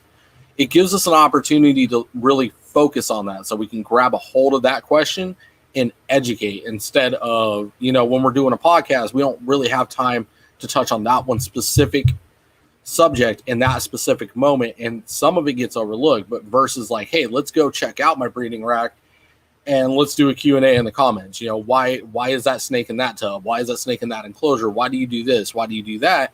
Or, even just spew that information out while you're working on the animals. I keep this ball python in this size tub because this is what they're healthiest in. This is how they eat. This is what, they're found in the wild. I keep my retic in this 20 by 10 by 30 enclosure because it just happens to love this enclosure more than an 8 by 2 by 2. And then I've got this retic in an 8 by 2 by 2 because it eats more in that enclosure. It needs to feel secure because every animal's different. And reading my animals, this is what they need after months and months of studying the animal. It opens up more of a knowledge base than just letting people assume for their own, being brand new coming into this. Gotcha. So that's an interesting perspective. And me personally, I did think about changing my background, not because of the racks per se, in terms of like that approach or whatever. But I thought about doing a green screen because not gonna lie, like I seen it on ball shit. And I thought that might be kind of cool, you know what I'm saying? Just to do a green screen because man, I'm on Zoom meetings like all day, every fucking day when I'm at work, right? And so when I'm at work and I'm in the Zoom meeting, I got a virtual background, you know what I'm saying? So I'm used to that, right? I never show my background, particularly when I'm working from home. I never show my background because like my setup for work is also in the snake room, right? And so if I show my background when I'm at work, you know what I'm saying, they're gonna see the racks and then they're gonna start asking questions and the whole meeting get sidetracked because we talk about snakes the whole meeting, which I'm fine with, but it's so much damn work to do. We can't talk about snakes, you know what I'm saying? I try to separate church and state, how I like to say it. So I did think about doing like a different backdrop, but not for that reason. Like me personally, I know there's people out there that hate on racks, but at the same time, I feel like though a lot of those people don't necessarily understand, and it's you can still have the racks in your background, and you can still like explain it to them. You know what I'm saying? Like you could talk about it. Like I could do a whole YouTube video and talk about the racks because I had dropped a YouTube short the other day, and somebody commented on the YouTube short, and it was like, "Oh, this would be a great video if you didn't have them in shoe boxes." And it was like a little hatchling, right? And the racks that they could see in the background was like the ARS rack. And so I'm like, man, if you knew how big this hatchling was versus how big this ARS rack tub was, if you thought that hatchling was in that rack, then you definitely would be freaking out. No, I don't keep the hatchling in the ARS rack, but it just in their mind, it was like, oh, you're keeping them in these like little boxes and they're not thriving. And it's a lack of understanding. You know what I'm saying? Like I got snakes, like if I try to move them from those sea serpents racks that you see, like the 28 quarts, if I move them over to the ARS rack, they won't even eat, bro, because they want to be in the smaller rack. And I got others that I don't have room necessarily over there in the sea serpents rack, so I have to move them to the ARS rack and put hides in there just to keep them to eat, just so they, you know what I'm saying, they feel comfortable and to keep them eating because they feel exposed. So I feel like a lot of that is just based on like not knowing. And somebody said something in the comments that made perfect sense. Those same people doing all that bitching ain't supporting U.S. art, so fuck them anyway. Yeah, no, for sure. Hold on. Time out. Classic Levi, time out real quick. So one thing that got misinterpreted in that. So I'm not pleasing the people that don't like racks. The ones that are in the industry already and do understand what they're looking at, I fuck off. I don't have time for all that. That's a conversation, a fight. I don't think that's ever going to be settled. Respectfully, pet tubers versus breeders is usually what it comes down to. That's so perception is real. Let's start this next sentence off with perception is reality. And here's a prime example. Whammo, shout out. Again, this is a little off the spectrum here, but I perceived the Ford logo as a regular F, regular O, regular R, regular D my entire life until somebody showed me the cursive. I swear to God, it was regular print, wasn't cursive my entire freaking life. And I work in the auto industry. Perception is reality. How you see something, how you perceive something is how you see it. So when Ryan said that, it wasn't to please the people that don't agree with racks. It's to please the newcomers, people that are first coming into this and keeping their mind clear of what we're doing. So we have that opportunity to make their perception the reality of what it is. That yes, that hatchling does need to be in something that small, and here's why. Instead of leaving it up to them to be open-minded and make the assumption that, oh, that animal is that big and it's only in this thing that's this big, that's inhumane. Just stop that narrative before it even happens type mentality. And I'm not saying this is the answer, and I don't think Ryan in the podcast said it was either. It was just an idea to throw out there, and I'm trying it. Gotcha. Okay. But yeah, trust me, I'm not one to please the critics. I don't. Again, I'm all about some controversy, and I support breeders that use racks. I support anybody that uses racks for that matter, even if it's temporary or it's something that, you've proven that your animals thrive in this. That's all that matters. Enough with the fighting. If your animal thrives in something, it's doing well, it's healthy. Can we take it to a next level? Yes, we can take everything. Respectfully, Earl could take what he's doing now, and I'm sure he freaking will. And in 5 years, it's 100 steps farther than we could even fathom of what he's doing now.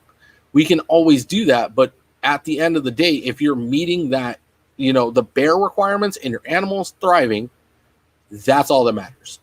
At the end of the day, it's a healthy animal. When you pull it out of the tub, the enclosure, the tent, the ceiling, it doesn't matter. As long as the animal is safe, secure, eating, drinking, healthy, doesn't have stuck shed, you're meeting the husbandry requirements of that animal, and you can pull it out and present it and be like, hey, here's a healthy animal. That's what matters most.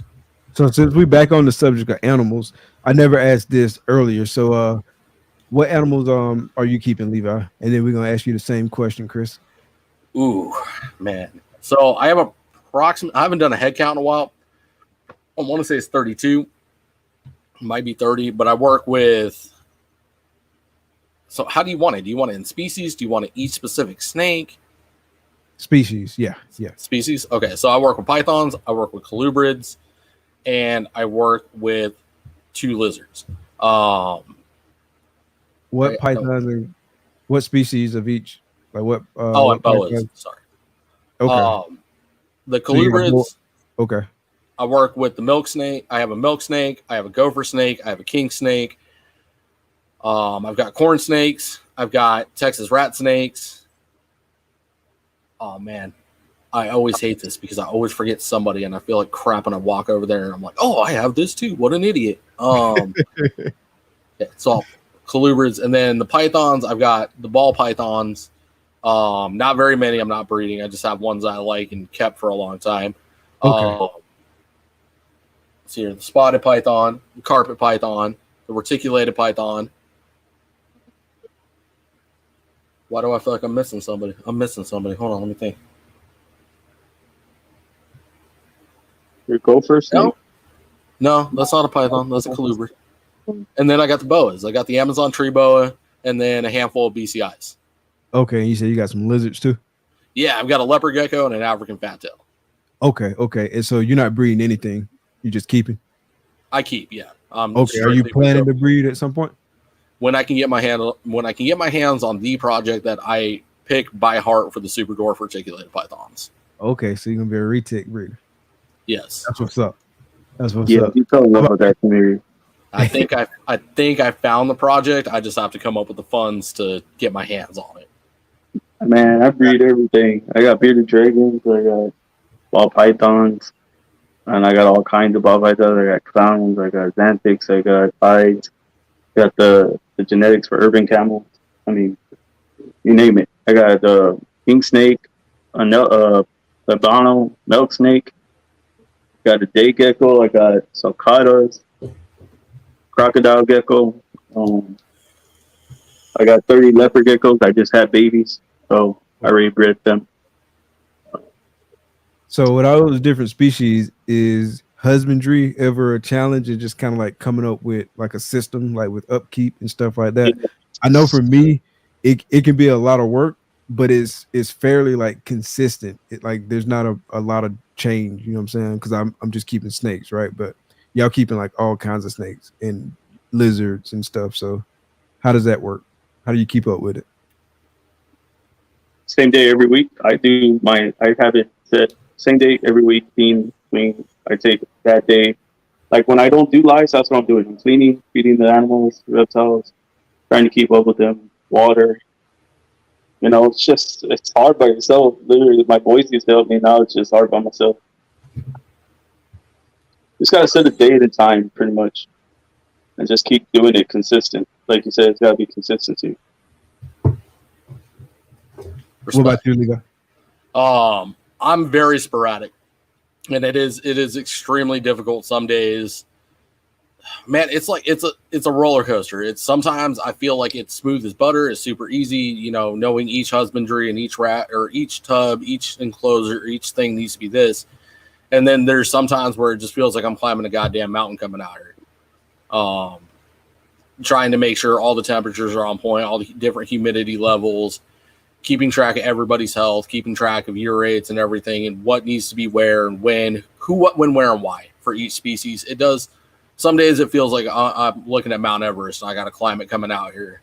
I'm very sporadic with the way I do things, though. Like I split them up. Like every day is something different.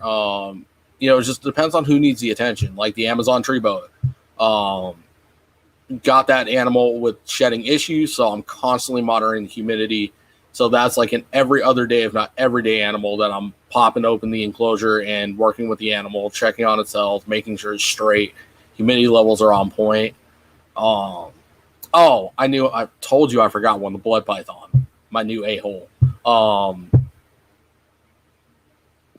And then the different behaviors, it definitely is difficult some days, and then some days it feels like it's smooth as butter, just bounce from enclosure to enclosure to enclosure, and the days that everything's on point are obviously the easiest. Then when things are off, it's like you got to do an investigation. I feel like almost investigating a murder scene. What is causing this to cause this? That's causing this. Backtracking and figuring things out. What's the most challenging species you keep? That damn Amazon tree boa. Really?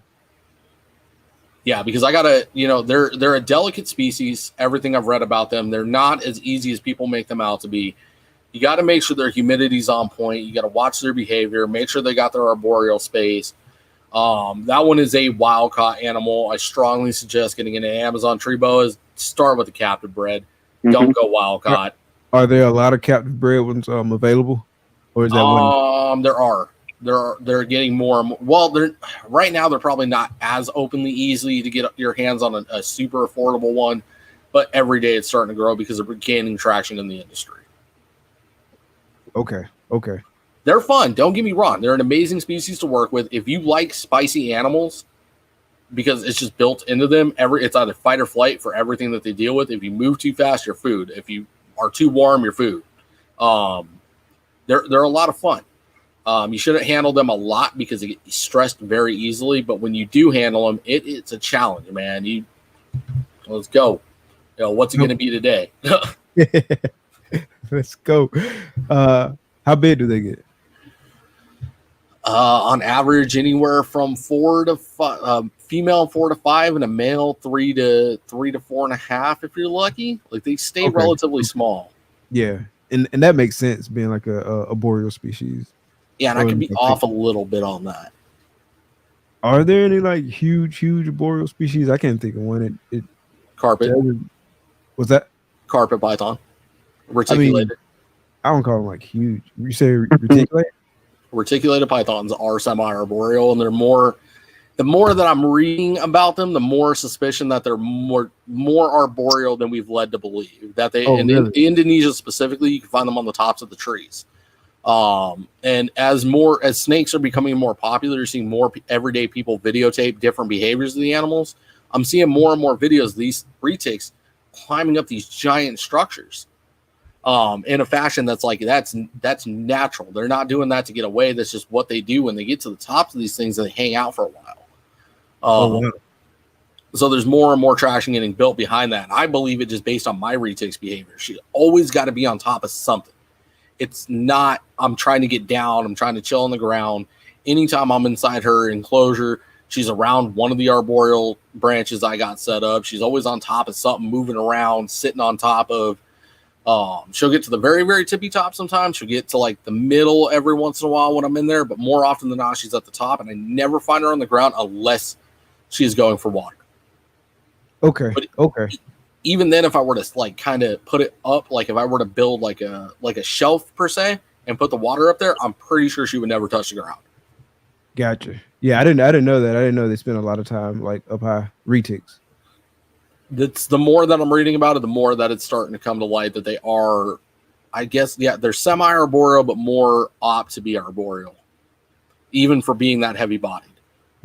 Okay, yeah, that's interesting because I mean, I guess just like when I think about it, I wouldn't think like a animal that is that heavy-bodied would be like up high all the time.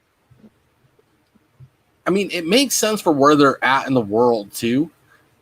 Just because there are other predators, because they're the apex predators, their ecosystem. But then when you start getting into the larger mammals that they have to deal with from where they're from, it makes sense that they would have a built-in mechanism to protect themselves from the other bigger apex predators, and that would be it. would be to get to the tops of the tree lines. They're a large species. Trying to find a freaking hole, good luck. You're this freaking long and this much mass. Good luck finding a hole in nature that's that big. Yeah, that does make sense. That's why I never understood how it makes sense in my head from what I understand about reptiles that the retic would be arboreal because, again, hiding spots probably wouldn't be plentiful. I haven't done enough research on berms, so I'm not going to speak. This is not any evidence behind this, or it's just a question in theory as to why berms aren't arboreal. I don't know, maybe where they're from in the world, they have bigger holes and hiding spots that they can fit into, but man, that animal's huge. Any other apex predator that's able to take that animal out, they're not going to miss it. Big old blob of freaking snake, man. True. What about you, Chris? Like, what's your most challenging species? Mine? When I had him, it was my blood. Before she passed away, she egg bound. Yeah, when they're little, yeah, but you tame them down, they get older, badass, beautiful snakes, man. Yeah, my homeboy got a couple of Sumatrans. He said they super tame, like super tame. I think mine was a female. She was a Bino T positive. Okay. Matrix T positive, I think it was. Okay. Yeah, she was badass. Yeah, I posted a picture of one of the babies, and I held like 2 adults when I was over there. But it was different. Like because I mean I had heard like all like horror stories, so I was like wondering if it was gonna be like super bitey and super defensive, but it wasn't at all. Like it was cool as a fan. Like it was real cool. And he was like as a baby, man? Even the baby was cool. It was chill. Oh wow, okay. I've heard that about Sumatrans versus Bloods though. Yeah. The Bloods have more spice to them than the Sumatrans do. Yeah, I haven't had blood. It's like the babies for Bloods, man. I like pick them up and they want to bite all the time. Oh, for real? But like my female, she died when I had her when she was a baby like that. She died egg bound. I was actually trying to produce hybrids, and I guess they got stuck and didn't come out. She died. I didn't get to her on time. Do they get egg bound a lot, just in general, or was it just kind of like a freak thing? I would say it was just like I guess spur of the moment thing. I guess at that time, because I didn't know she was pregnant first of all, and I didn't know she was gonna drop eggs. It just happened. Like the first one was a slug, it slugged out, and then the second one you could see the egg sticking out like right there. So I didn't know she was gonna be egg bound or wasn't ready to have eggs. First of all, I didn't know if they locked or they didn't because I never caught them locked. So, gotcha. Yeah, so far I haven't had to deal with an egg-bound female. Knock on wood. I haven't had to deal with it, but I know a few people who have had to deal with it. Where are you at, Kenneth? What state? And I guess what part of the state? Do you know where he's at? No, that's what I was asking. I want to know because that's an interesting garter snake there. I know there's a species that gets like that, or a subspecies, Pennsylvania. Pittsburgh. There's a locale of them. Fuck, I'd have to ask Eric. Eric would know. He's out there in the herbs. I was just out there too. I was busy. I didn't know Kenneth was out there. I know there is a species of garter snakes that gets that big. It's a really cool species. Although when they musk, you got to imagine it's going to be twice the size of a regular garter. Damn it! Now you done piqued my curiosity. See, okay, so fun fact about Levi. This is why I love colubrids. I mean, pythons are a close second, but as far as like the family, the genesis, the subspecies, the locales, there are so many out there I could spend the rest of my life trying to chase them, and I'm never going to even break the surface of what colubrids have to offer. Love colubrids, man. Gotcha. So in terms of like species you don't have, is there any you looking to add like soon? Me, I'm trying to add venomous. I'm trying to add venomous, but mine are just gonna be like just for show. I just want show animals. So I'm not gonna have them. What species? I want the rhinoceros viper, Okay. and then I also want the what's it called, Levi? That Mexican the beaded dragon or the lizard. The Gila monster or the Mexican Yeah, beaded or the well, Mexican? both. I like them both. So So the beaded lizard and then the Gila monster. yeah, those are nice. Okay. What about you, Levi? Ooh, snakes I want to add? Any reptile? Any reptile I want to add. All right. Everyone bust out their fucking popcorn, get comfy, get a drink, because this is about to get real. Let's see here. So let's start with non-snakes. I want to add a monitor species. I'm actually on the verge of pulling the trigger on a savanna. Really, really interested in the species. I think it's underrated. They're incredible animals. Would be a real good way for my feet to get wet in the monitor species. From there, I'll start working my way up. Where I go, I don't know. I think Unlimited is going to play a huge role in that, and just either getting out there and working with him in person or talking to him over Instagram, whatever the case may be. Who is that? Unlimited Exotics. Gotcha. If you don't follow that man, go follow him. He's got some really cool stuff going on over there, man. You want to know about monitors? That's your boy. I would really kill to meet Mike's monitors at a expo eventually, because I mean, you talk about the uncle of monitors. Let's see here. I guess Godfather, I should say. More Godfather. That man is one smart motherfucking man. Let me tell you what. Let's see here. So the monitor species. I mean, there's some like off the wall lizards I wouldn't mind getting into. The satanic leaf gecko comes to mind. I wouldn't mind working with just some random geckos.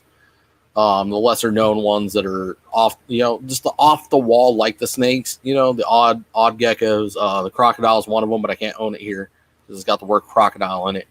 Yeah, go figure. See here, man. All right, let's dabble into snakes here.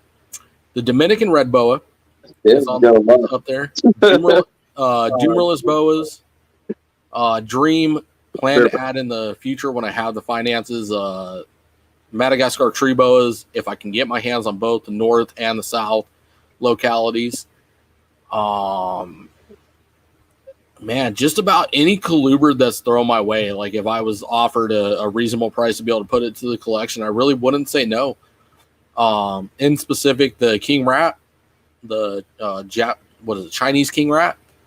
That's definitely like on the bucket list of animals I have to own eventually. Very large, heavy body colubrid. Asian beauties, cave dwelling rat snakes. Shout out to CMB and Caleb. God, man, it's like I said, brace for impact. There's so many. Yeah, that's a lot, bro. You're gonna have a whole zoo.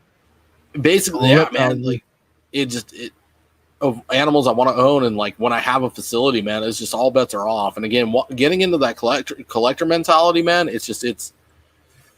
I don't have to worry about a pair. I don't have to worry about where I go with the project. It's just owning them and working with them, man. And that's like on the I'll hone it down. Let's go priority list. Dumerless boas are at the highest of that list. Egg eaters, and I guess let's throw a third one in there on the priority list. Oh man, there's so many I've been looking at and I've wanted to own. Man, just some off the wall colubrid locale. Just something or species or locality, or just something that's not sought after, something that's just different, like the dragon snake, for example. If it wasn't so difficult to keep, I'd go get one tomorrow. Yeah, I heard they're pretty hard to keep. They're hard to keep. They're hard to keep alive, man. It's intriguing, but I don't feel like my colubrid expertise is there yet. Once I get to that level, all bets are off. Are there any animals that you wouldn't keep? I wouldn't keep. Yeah, would not.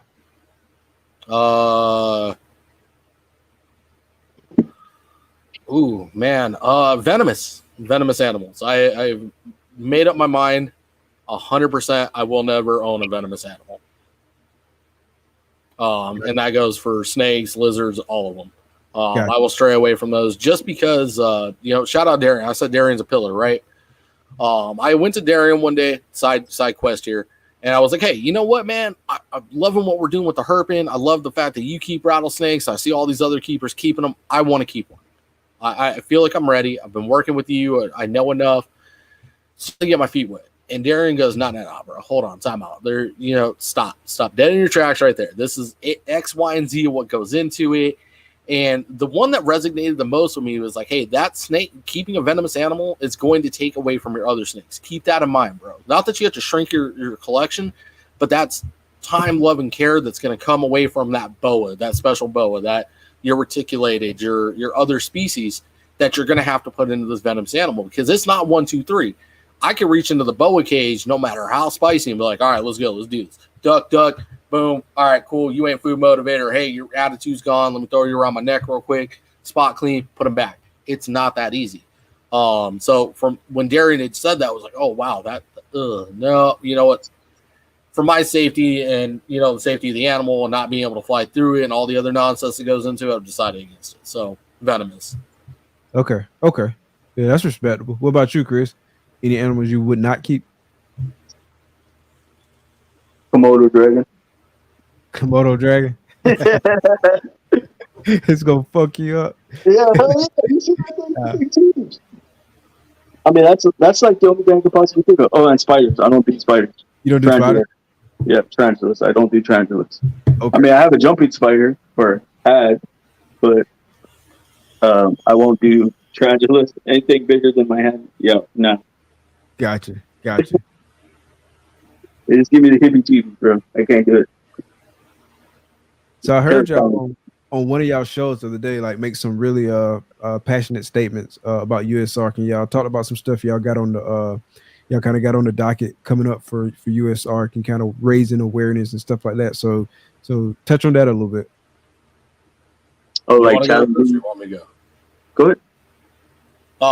So man, raising awareness, making US ARC even more known to the general public. So the priority here is, we all know US ARC, right? And it's really coming down to bringing other populations into this. We've been talking about it, shout out Darian, bringing in the fish community to his lives, getting them involved. We need to get the aviation involved. We need to get anybody and everybody that's willing to listen. So we came up with an idea, right? We're making reels once a week based around US ARC. Trying to hit the algorithm, because once we hit the algorithm and one goes viral, that's going to bring attention to US ARC for regular pet owners, regular people. People are going to ask questions and they're going to want to know, and it's going to get people involved. And then just, being a responsible keeper. Hence the word responsible. Like that's the next big push. It's just responsible keepers. US ARC fights for the rights of responsible keepers. They do not fight for the rights of all keepers, responsible keepers. So we have to hold ourselves accountable. We have to portray a professional image. We have to make the push and present ourselves as well as possible. That's all there is to it. What else you got, Chris? I was going to say about the challenge a day, make a video of yourself holding your snake, something for US ARC, push it, keep pushing it. That's what we're doing. I'm not gonna lie, I have been dropping the ball because I've been super busy scheduling lives. Since me and Levi do that together. But yeah, I've dropped the ball, and the guys got me though. They picked me up, they put me in there or something, and I shared that out. But that's what we've been doing to push US ARC, especially US ARC Florida. They need us now more than ever. Respect. We just gotta stand out there and stand united, guys. Keep pushing that positivity. So have y'all made like a video really kind of like summarizing what you just said? Like what do you mean a video? Like a video that encourages people to post the reels and stuff like that? We haven't made a video, but we've done lives, and then like I could do a snippet of it. Yeah, and like share that too. That way, like people seeing it.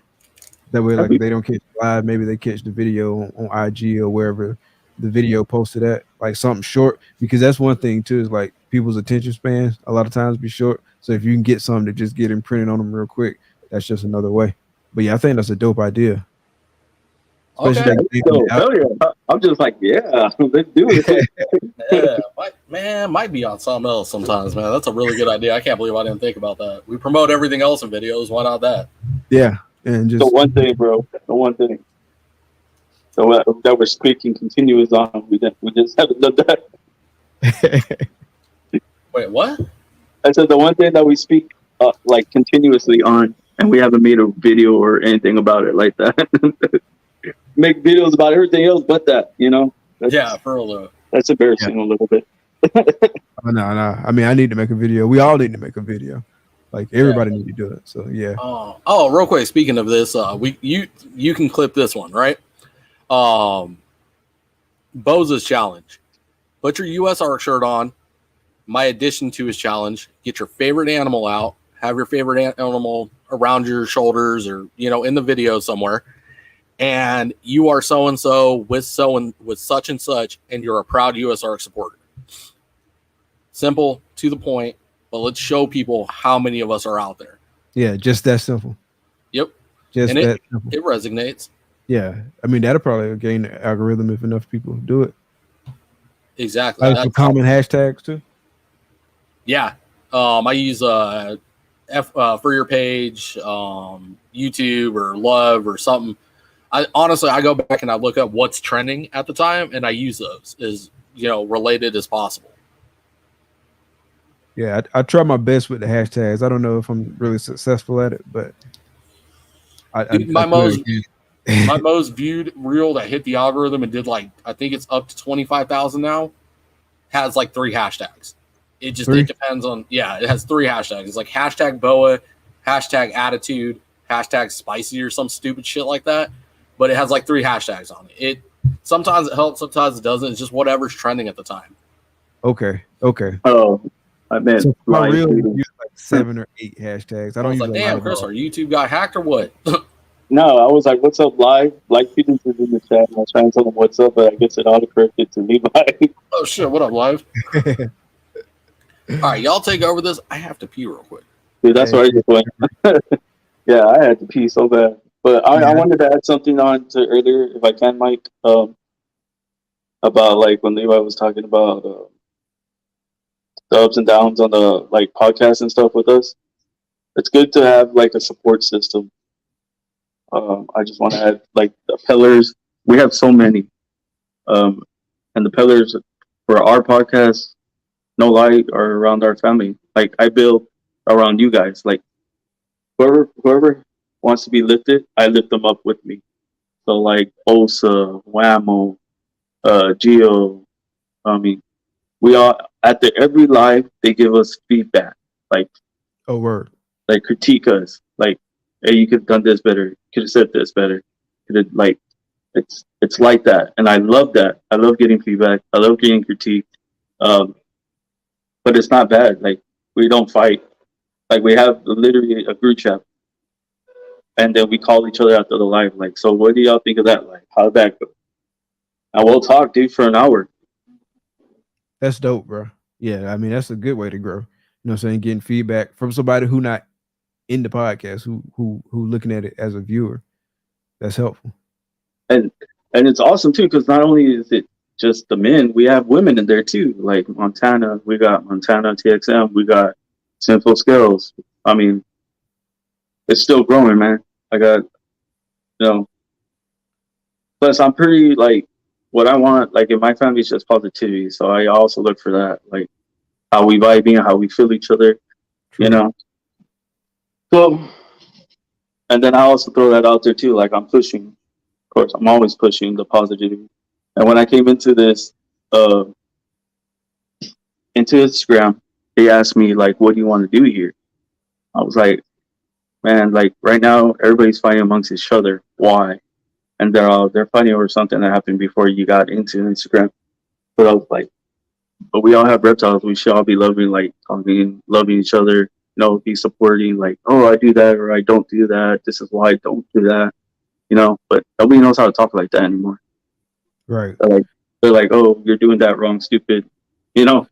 So since you started in 2018, have you seen any changes in kind of the broader reptile community since you've been in it? I started in 2018, but I didn't jump onto Instagram till 2020. Okay. Yeah, so I was only on Facebook and stuff, and then I jumped onto Instagram and I liked the community, but then at the time it was a bunch of drama, bickering, fighting amongst themselves, calling people out. So I haven't seen none of that on IG. I've seen plenty of it on Facebook, but I haven't seen it on IG. But then, like when I came in, it was bad, like bad. Use so and so stuff with so and so or something like that. Like it was, that's yeah, Facebook. it was bad. Yeah, it was so bad. Like I just got into a group and I started building them up. And no lie, Darren's the only one left out of that group. And people would tell me like, watch out for him or watch out for so and so, watch out for that guy, you know. But I would talk to him and give everybody the benefit of the doubt, spread the positivity. I did what I wanted to do, was reach to them, be what do you call it? Transparent with them. Just be honest and truthful with them.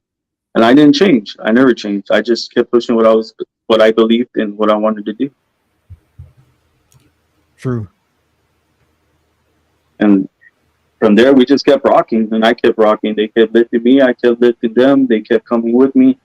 My circle just, you know, it's a pretty big circle of positivity. And that was half, like everybody that was in here earlier. And shout out to all of them. Was he talking about the cult? No. The cult? Oh. What cult? Chris started a cult. So I did not. Bro, Gio, tell the crowd this man started a damn cult. Oh my God, this guy. Oh, we started like a positive group, and me and Gio just fuck around with it being a cult. I've always wanted to join a cult. Don't ask me why, but life goals. You checked it out. Bucket list thing. But no, he was telling me about y'all group, like after the shows, and y'all bounce ideas off each other, get like good feedback and stuff like that. It has been real helpful in y'all journey. We had revisited the podcast game. No, for sure, and that's a big positive tool that we have, and I know some other podcasters have too. It's like a team of writers essentially for a show. This is the best way to say it, you know.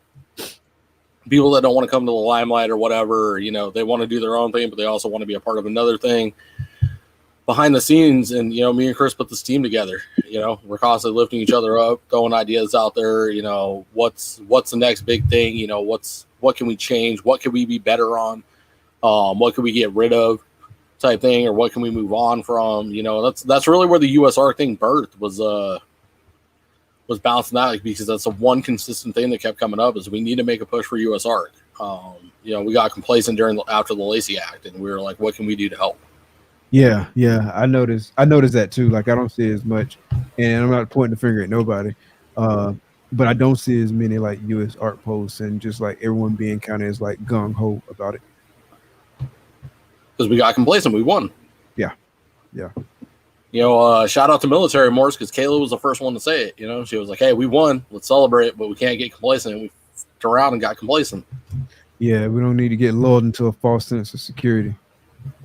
Exactly. I think they saw that. I think that you know, Florida Wildlife Control saw the complacency a little bit, and you know, they snuck their way right in that tiny little hole that we gave them, and now we're up against the fight of our lives.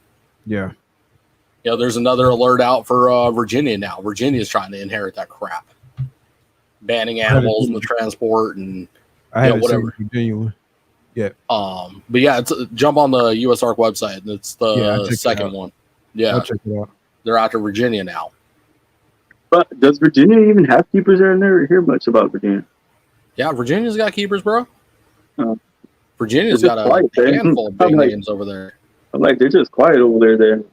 Come on, Virginia. Speak up. Speak out. True. All right, fellas. So before I let y'all get out of here tonight and enjoy the rest of your night, I got some random questions that I asked. And we can go one to the other with each of these random questions. So we'll start with you, Levi, and then we'll go to Chris on each of the questions. So first question, if you could live anywhere in the world, where would that be and why? Oh, shit, man. Damn it. This is what it feels like to be on the other end of a loaded question. Oh, man, that's tough, bro. Bro, I would say Utah because it has mountains. I've never seen mountains. I just want to see snow and mountains. It looks beautiful in pictures. Yeah. Oh, nice. It looks beautiful in pictures, but if anything, I would have to shoot Sweden too. Also has some beautiful views out there, and some amazing people too. So I don't know, man. Oh man, damn it! You really put me on the spot here. Do I have to pick one? Yeah, and Chris jumped in and saved you too, and gave you like a little bit of extra time. I know, but it's tough, man, because it's like, this is why, like, when MJ does the hot seat questions, like, I probably would turn the show down just for that because I'd fuck it up and look like an idiot. I get just to put one out there, man, Australia, because it's the home. It's the home of some of the coolest animals in the world. But that, I mean, being an animal lover, man, that's tough. Like, I would live everywhere in the world at least once, be able to explore all the animals and reptiles. But yeah, I had to pick one to be Australia, and it's the home of Steve Irwin. Come on now. My bad. Right, we're gonna give you a breather and we'll come back to you. I ain't gonna ask you first on this one. But Chris, if you could have dinner with any 3 people, dead or alive, who would it be and why? I just answered that too. I actually said Billy, Barchek, and what's the third one? Yeah, MJ. There you go. Okay. Why though? You hit me with the why. Why? Yeah. Because the way we connected on the lives, I felt like they were easy to talk to afterwards. We got them on, and the way we connected, and MJ's been supportive of the channel. Like I don't know. I would like to get him deeper, like get to know him deeper, on a personal level. Like I talk to Billy like not every day, but like every other day, or when he texts us. So we talk, and Earl too. Earl, like we talked for an hour. He's talked to Levi for an hour and a half. He can talk to Earl.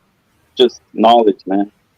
We taking Earl to dinner for sure. Like that's not if we can, that's when we can. When we can. What about you, Levi? Who are your 3? Oh man, I done brought out my softer side earlier on that damn Instagram live. I might as well do it again. Y'all better fucking brace for impact on this one because I'm about to show some emotion.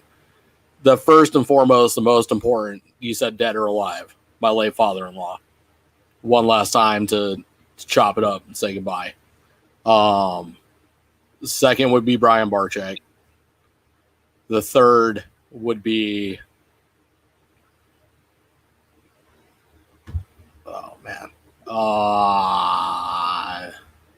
Steve Irwin. Yeah, I was gonna say last conversation. Yeah. I already know why. I mean, it's Steve Irwin. All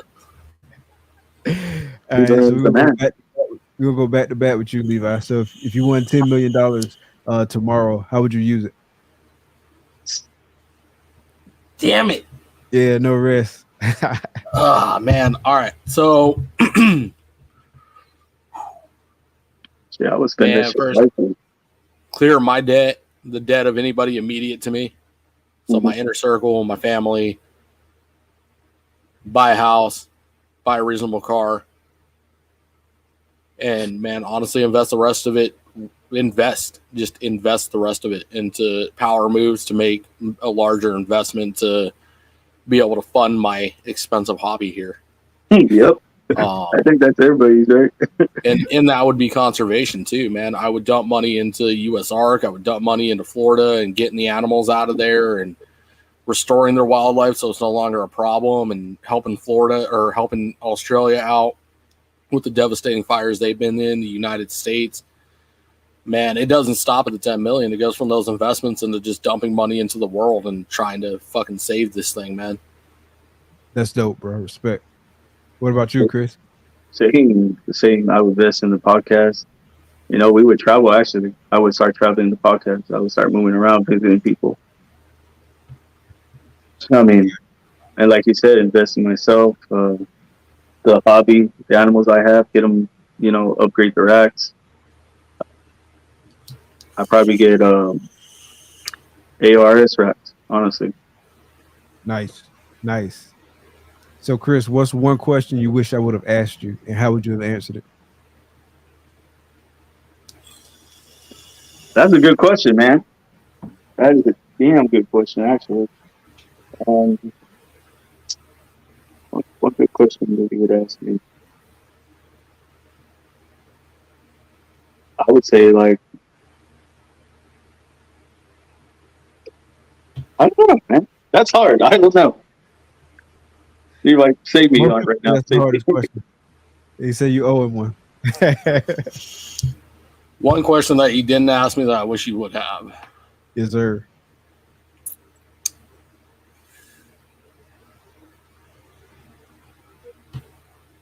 He's stuck too. God.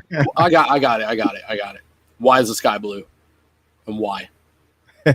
Why? Because it's a reflection of the oceans. So What's Something random off the wall to comedic relief. Yeah. You know what? Yeah, you could ask me something like that. Something like deep. so it's Like, one in the comments for you. How much do you curl? I curl 50-pound dumbbells. Okay. And then Levi, since you brought up the hot seat questions, I'm gonna hit you with one of them. Oh shit! East Go Coast ahead. rap or West Coast rap? East Coast versus West Coast. East Coast rap or West Coast rap? God damn it! This is how I fuck it up, man. That's hard. I would rep West Coast. East Coast. East Coast favorite East Coast rapper? Eminem. Okay. All right, we'll let you get by. Is Detroit is Detroit East Coast? I think Detroit would be no. Yes, maybe no. Is that the Midwest or is that the East Coast? Damn it! Now we're getting into geography. See, this is why I'm bad at the hot seat questions because now I got to ask myself what part of the United States that's on. I'll let you slide with M just because M dope. What about you, Chris? I like Eminem, but shit, I don't know. I thought I don't know geography, so I thought it was West Coast. So I said West Coast. I know, right? Dumb as hell, right? Gotcha. It's all right. You got my ass too, because now after this, I'm gonna look it up, and Detroit's gonna end up on the west side. Watch, guarantee. No, it's not West Side. I don't know if I would consider it East Coast. I don't know. I would consider. I don't know about that, bro. Chris is going to check the globe right now. But I think like East Coast rap, I think New York is automatically right. Just right off the dome, I just think New York. I feel you. Yeah. Jay Nos. Yeah, Who definitely else is not. out there? Yeah. So back to that question about what you could ask me. It could have been like anything. Like we got you on our show and you went deep. Like I would have been deep with you, bro. Okay. Like I like being transparent. Honestly, I was deep on my last show. I mean, Gotcha.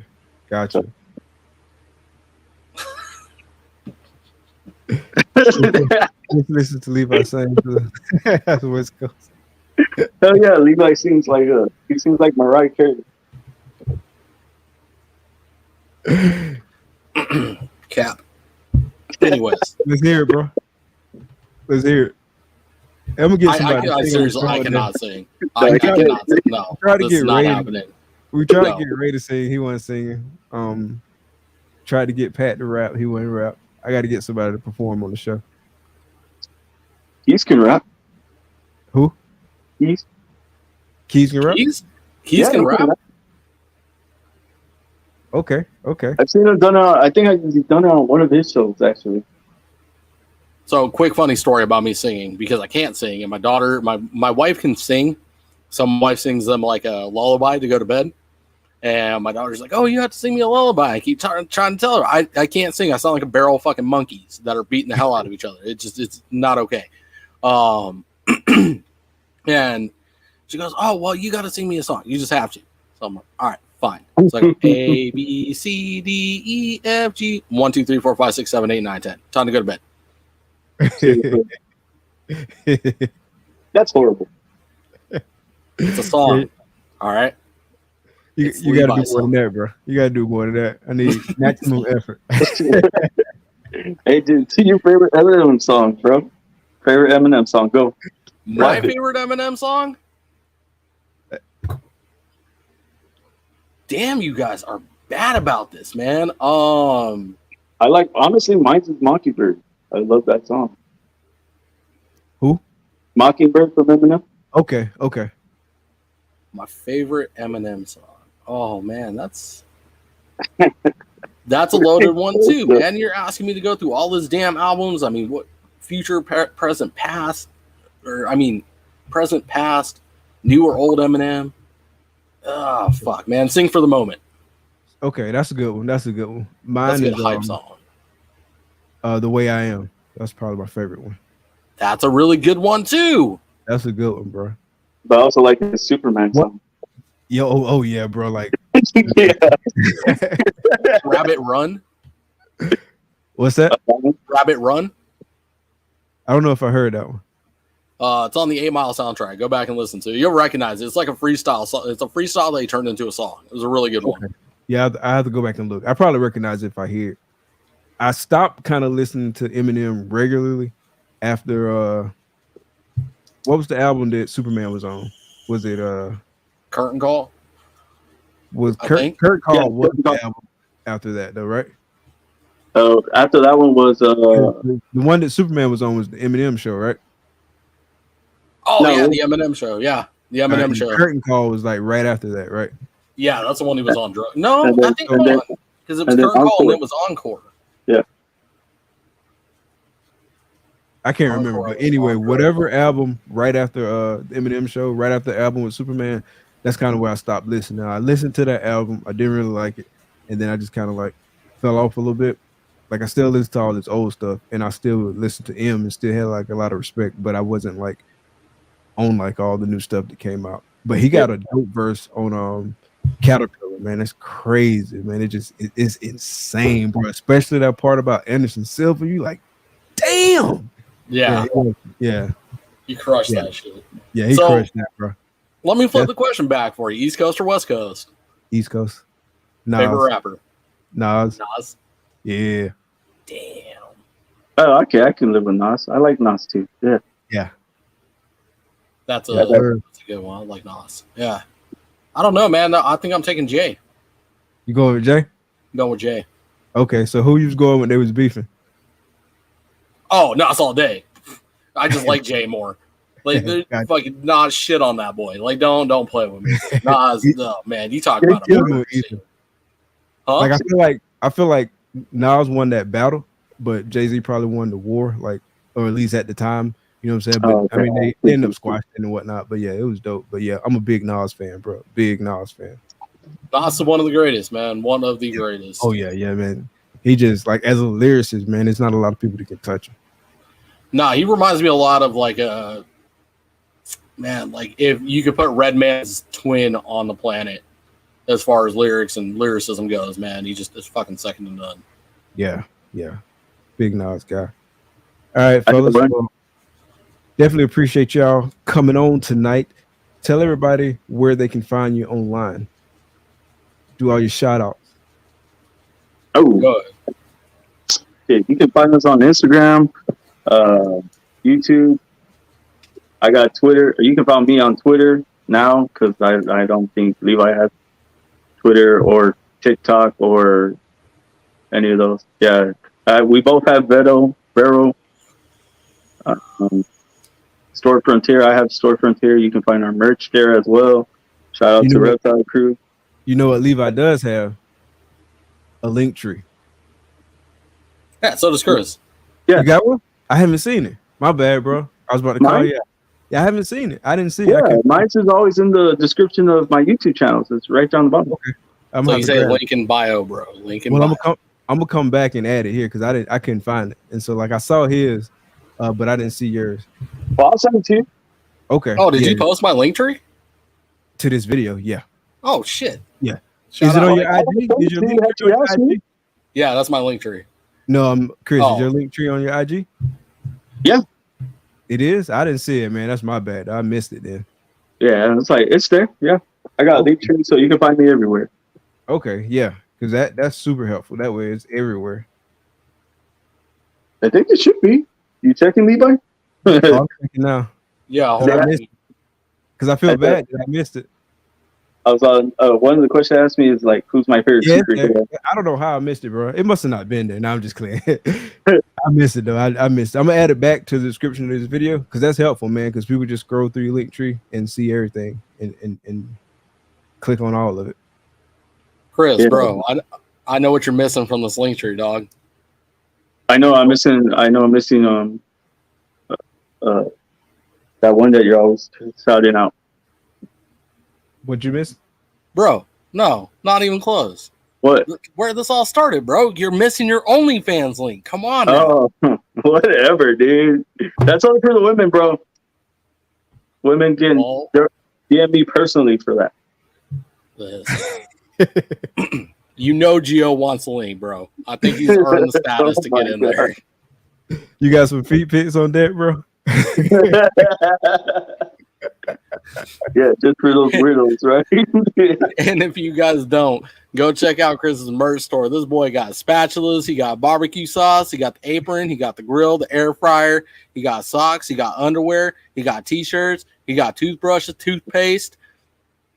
What else am I missing in there? This motherfucker trying to take over Walmart, so go check out that Flexin store one time. For real, he ain't even lying. You need toothpicks? You got them. That's what's up, bro. That is what's up, bro. Cool. All right, bro. Well, fellas, I appreciate y'all for coming on tonight. Been looking forward to this round 2. We definitely gonna have to get round 3 in, and we just keep it going, bro. Just keep it going for real. Absolutely. Like, You already know. Bro, you already know.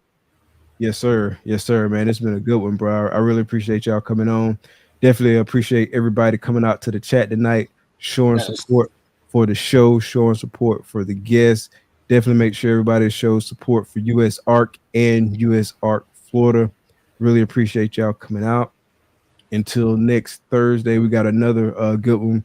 We actually got a little surprise for y'all. Y'all will see it posted on IG next week. So be on the lookout for that. We got a little something different coming on the show next week. I'm not going to drop it tonight, but definitely be on the lookout for what we got coming up. You got to drop it tonight. I'm not going to say. Be on the lookout. Be on the lookout.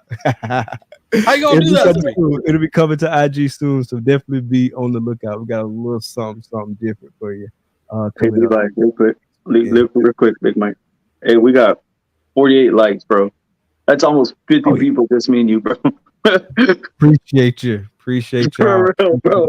Shout out to the 48 likes. Thank you guys. Yeah. You know, for the people that hit that like and hit that subscribe button for Big Mike.